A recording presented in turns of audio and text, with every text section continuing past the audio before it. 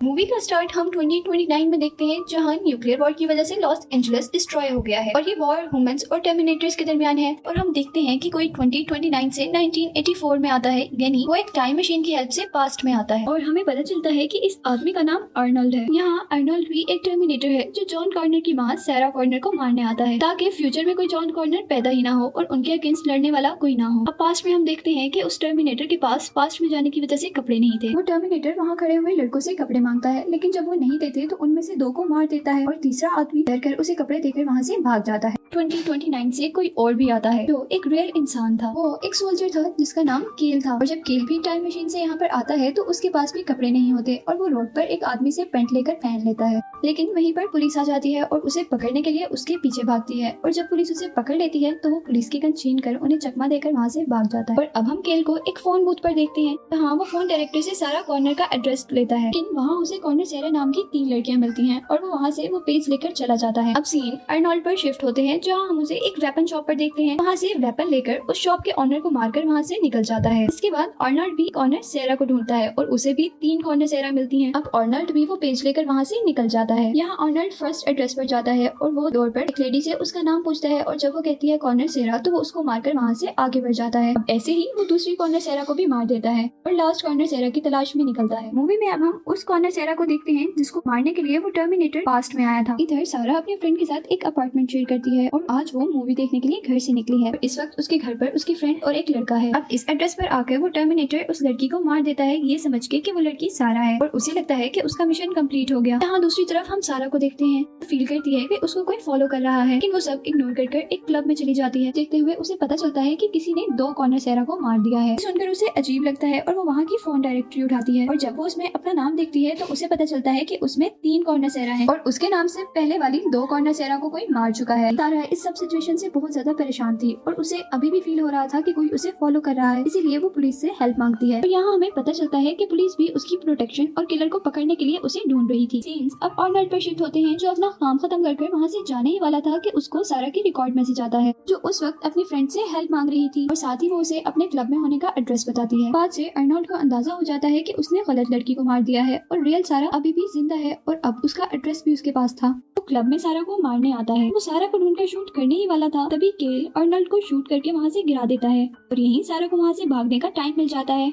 इधर Arnold terminator होने की वजह से मरता नहीं है और दोबारा खड़े होकर हर तरफ शूट करने लगता है। तब में सभी लोग डरकर इधर उधर भाग रहे होते हैं कि एक लड़की जिसे अर्नोल्ड ने शूट कर दिया था वो सारा के ऊपर गिर जाती है और अब आखिर अर्नोल्ड सारा को मारने ही वाला था कि वहाँ पर दोबारा केल आ जाता है और उसे ज्यादा से शूट करके वहाँ से भगा देता है और खुद सारा को लेकर वहाँ से बाहर आ जाता है। यहाँ जब केल सारा को लेकर वहाँ से निकल जाता है तब अर्नोल्ड उन लोगों का पीछा करने लगता है। सारा इस बात से परेशान थी कि वो आदमी उसकी जान के पीछे क्यों पड़ा है और दूसरी इस बात पे हैरान थी कोई इंसान इतनी ज्यादा शूट के बावजूद कैसे बच सकता है।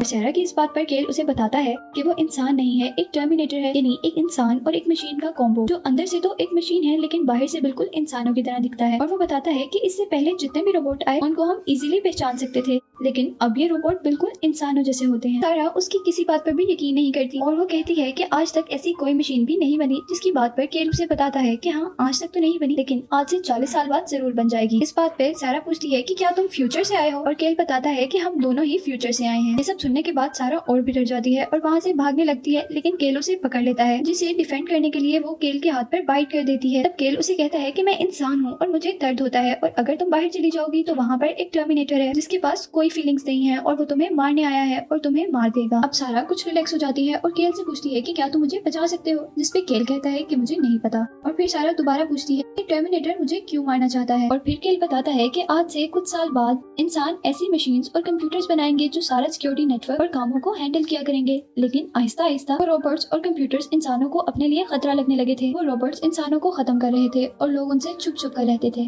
और तभी एक आदमी आता है जिसका नाम जॉन कॉर्नर है और वो उन टर्मिनेटर से इंसानों के लिए लड़ता है और वो जॉन कॉर्नर तुम्हारा बेटा होगा। और अब इन्हीं बातों के दरमियान वहाँ पर पुलिस और अर्नोल्ड आ जाता है। अर्नोल्ड कंटिन्यूसली उन पर शूट कर रहा था और वो तेजी से अपनी गाड़ी चला रहे थे। आखिर अर्नोल्ड और केल की गाड़ी का एक वॉल से टकराकर एक्सीडेंट हो जाता है और वहीं पर बहुत सारी पुलिस मोबाइल्स भी आ जाती हैं। पुलिस सारा और केल को को अरेस्ट कर लेती है और साथ ही जब वो अर्नोल्ड की कार में जाती है तो अर्नोल्ड उन्हें नहीं मिलता क्योंकि वो वहाँ से भाग चुका था। इधर सीन्स अब पुलिस स्टेशन में शिफ्ट होते हैं जहाँ पर केल से इन्वेस्टिगेशन की जा रही थी। वो उन लोगों को सब कुछ सच सच बता देता है कि वो फ्यूचर से आया है जिसे जॉन कॉर्नर ने भेजा है अपनी माँ की प्रोटेक्शन के लिए, क्योंकि टर्मिनेटर सारा कॉर्नर को मारना चाहते हैं ताकि फ्यूचर में कोई जॉन कॉर्नर न पैदा हो सके। इस बात को सुनकर पुलिस काफी हैरान होती है और उससे पूछती है कि अब तुम वापस कैसे जाओगे, जिस बात पर वो कहता है कि अब मैं वापस नहीं जा सकता और मैंने आपको सारा सच भी बता दिया है और अब मुझे सारा कॉर्नर से मिलना है। वो ऑफिसर्स उसकी बात सुन तो लेते हैं लेकिन बिलीव नहीं करते और तब वो कहता है कि वो टर्मिनेटर यहाँ पर जरूर आएगा और सारा के साथ साथ यहाँ पर सब लोगों को भी मार देगा। और दूसरी तरफ इधर पुलिस स्टेशन में सारा को ऑफिसर्स तसल्ली देता है और कहता है कि तुम्हें यहाँ पर कोई कुछ नहीं कह सकता। और तभी हम अर्नोल्ड को देखते हैं जो अब पुलिस स्टेशन में आ चुका था और सबको मारने लगा था। बातों को सुनकर केल और सारा दोनों समझ जाते हैं कि टर्मिनेटर वहाँ पर आ गया है और तभी केल जल्दी से अपने आप को वहाँ से निकालता है और सारा को लेकर एक कार में वहाँ से निकल जाता है और वहाँ पर वो लोग जंगल में छुप जाते हैं और रात भी वहीं पर गुजारते हैं। और सुबह होने पर वो एक होटल में आ जाते हैं जहाँ से सारा अपनी मदर को कॉल करती है। सारा की मदर बहुत ज्यादा परेशान थी और वो उसका एड्रेस जानना चाहती थी लेकिन सारा को ये सब बताने की परमिशन नहीं। सारा अपनी माँ को एड्रेस तो नहीं बताती लेकिन वहाँ का नंबर बता देती है। अब सारा की माँ उसे उसका ख्याल रखने का कहती है और फोन बंद कर देती है। पर दूसरी तरफ हम देखते हैं कि वो सारा की माँ नहीं बल्कि वो टर्मिनेटर अर्नोल्ड था जो अब उस नंबर के जरिए उनके स्टे यानी होटल का पता कर सकता था।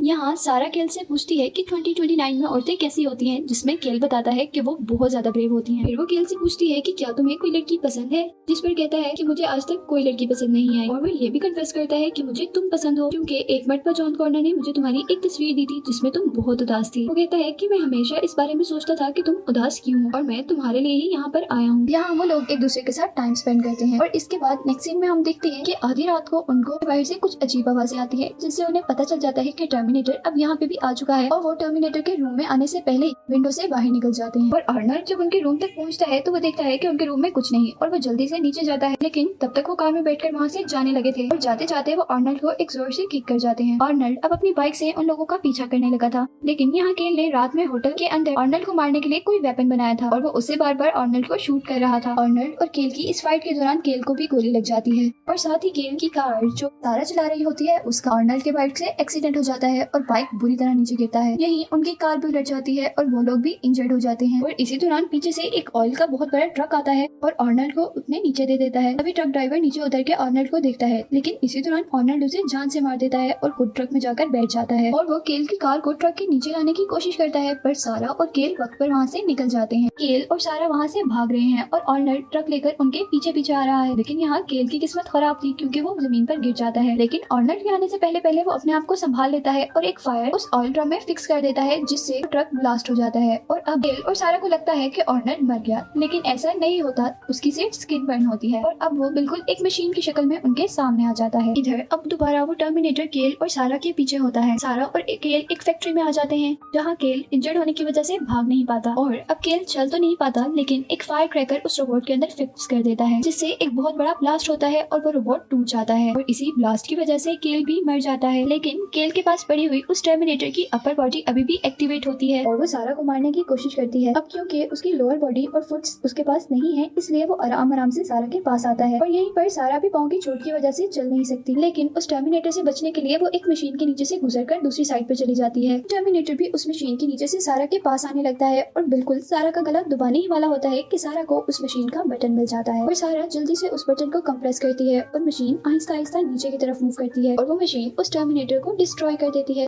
और अब हम नेक्स्ट सीन में सारा को बहुत खुश देखते हैं और मूवी यहीं पर एंड हो जाती है। मूवी के इस पार्ट यानी टर्मिनेटर 2 में हम देखते हैं कि अब दोबारा फ्यूचर से पास्ट में एक और टर्मिनेटर आता है ताकि वो जॉन कॉर्नर को बचपन में ही मार दे ताकि वो बड़ा होकर लड़ने के काबिल ना रहे। टर्मिनेटर 2029 से 1997 में आया है, वो बिल्कुल पूरा मेटल से बना है। ये अर्नोल्ड जो टर्मिनेटर हमने पिछली मूवी में देखा था उससे बहुत ज्यादा एडवांस होता है। ये टर्मिनेटर जिस भी चीज को टच करता है उसी के जैसा खुद बन जाता है और इस टर्मिनेटर को खत्म करना भी बहुत ज्यादा मुश्किल है। दूसरी तरफ हम देखते हैं कि 2029 से एक और टर्मिनेटर 1997 में भेजा जाएगा और इसे जॉन कॉर्नर ही भेजता है अपने आप को पास्ट में प्रोटेक्ट करने के लिए। लेकिन आप सोच रहे होंगे कि ये भी तो एक टर्मिनेटर है, पर इस टर्मिनेटर को जॉन ने रीप्रोग्राम करके पास्ट में भेजा है। अब 1997 में 2 टर्मिनेटर्स हैं, एक वो जो जॉन को प्रोटेक्ट करेगा और एक वो जो जॉन को मारना चाहता है। यहाँ 1997 में हम देखते हैं कि जॉन एक बहुत ही शरारती बच्चा है, वो लोगों के एटीएम चुरा के मशीन हैक करके उनमें से पैसे निकालता है और इसी के साथ हमें ये भी पता चलता है कि जॉन कॉर्नर अपनी माँ सारा कॉर्नर के साथ रहने रहने के बजाय एक मैरिड कपल के साथ रहता है, क्योंकि सारा कॉर्नर मेंटल असाइलम में है और जॉन को उस मैरिड कपल ने अडॉप्ट कर लिया था। यहाँ हम सारा कॉर्नर को मेंटल असाइलम में इसलिए देखते हैं कि उसने एक कंप्यूटर फैक्ट्री को बॉम्ब से उड़ाने की कोशिश की थी और पुलिस के पूछने पर वो टर्मिनेटर्स और जॉन वाली सारी स्टोरी सुना देती है, जिससे उनको लगता है कि सारा कॉर्नर मेंटल है और उसे मेंटल ट्रीटमेंट की जरूरत है। अब मूवी में हम जॉन कॉर्नर का घर देखते हैं, जहाँ पे एक टर्मिनेटर जॉन के बारे में पूछ रहा था। ट्रक जॉन कॉर्नर के पीछे लगा देता है ताकि वो उससे जॉन कॉर्नर का एक्सीडेंट करके उसे मार दे, लेकिन उतने में ही वहाँ आर्नल्ड आ जाता है और ट्रक के टायर्स पर फायर करके जॉन कॉर्नर को अपने बाइक पर शिफ्ट करता है और वहाँ से भाग जाता है और उसके फायर से वो ट्रक ब्लास्ट हो जाता है, क्योंकि वो ट्रक ऑयल का था। पर टर्मिनेटर अभी भी नहीं मरा था। इधर जॉन आर्नल्ड से पूछता है कि क्या तुम टर्मिनेटर हो, क्योंकि उसे उसकी माँ ने बहुत सी टर्मिनेटर की बातें बताई हुई थी, जिस पर वो कभी बिलीव नहीं करता था, पर आज उन्हें देखकर उसे अपनी माँ पर बिलीव हो गया था। यहाँ अब वो आर्नल्ड से पूछता है कि क्या तुम मुझे मारने आए हो, तब आर्नल्ड उसे बताता है कि नहीं, मैं तुम्हें मारने नहीं आया बल्कि बचाने आया हूँ। और अब वो उसे कहता है कि तुम मेरे साथ चलो, लेकिन जॉन कहता है कि इससे पहले मैं अपने घर जाना चाहता हूँ, जिस पे आर्नल्ड कहता है कि वो टर्मिनेटर तुम्हारे घर पर ही होगा, इसलिए हम वहाँ पर नहीं जा सकते। ये सुनकर वो उसकी बात तो मान लेता है, लेकिन अब वो उसे कहता है कि मैं अपने घर पर कॉल करना चाहता हूँ, ये देखने के लिए कि मेरे पेरेंट्स जिंदा तो हैं। और जब वो अपने घर फोन करता है तो उसकी मॉम कॉल रिसीव करती है और उससे बहुत प्यार से बात करती है, लेकिन ऐसा इससे पहले कभी नहीं हुआ था। और उधर उनके घर पर उनका डॉग भी शोर मचा रहा था। यहाँ जब वो आर्नल्ड से डिस्कस करता है तो आर्नल्ड उसे फोन ले लेता है। अब आर्नल्ड जॉन की आवाज में उससे बात करने लगता है। आर्नल्ड को पता चल जाता है कि उसने उसके पेरेंट्स को मार दिया और अब वो जॉन से उसकी मॉम की शक्ल में बात कर रहा था। इधर अब हम दोबारा जॉन को देखते हैं, जो अपनी माँ के लिए बहुत ज्यादा परेशान था, क्योंकि उसने कभी भी अपनी मॉम पर बिलीव ही नहीं किया था और अब वो चाहता था कि वो उन्हें हॉस्पिटल से ले आए, लेकिन आर्नल्ड उसे मना कर देता है और कहता है कि T-1000 अब तुम्हें तुम्हारी माँ की शक्ल में मिलकर मारना चाहेगा। और फिर वो उससे पूछता है कि वो टर्मिनेटर किसी के भी जैसा कैसे बन जाता है, तो आर्नल्ड बताता है कि वो पहले उस इंसान को मारकर फिर उस जैसा बन जाता है। ये सुनकर जॉन अपनी मदर के लिए और ज्यादा टेंशन में आ जाता है। यहाँ अब जॉन भागने लगता है ताकि वो जाकर अपनी माँ को बचा सके, लेकिन आर्नल्ड उसे पकड़ लेता है। तभी जॉन आर्नल्ड से कहता है कि मुझे छोड़ दो, और वो उसे छोड़ देता है, जिससे वो नीचे गिर जाता है। और अब जॉन दोबारा उस टर्मिनेटर पर गुस्सा होने लगता है, जिससे वो बताता है कि वो उसकी हर बात मानेगा। और फिर जॉन उसे ऑर्डर देता है कि तुम मेरी माँ को बचा कर लाओगे।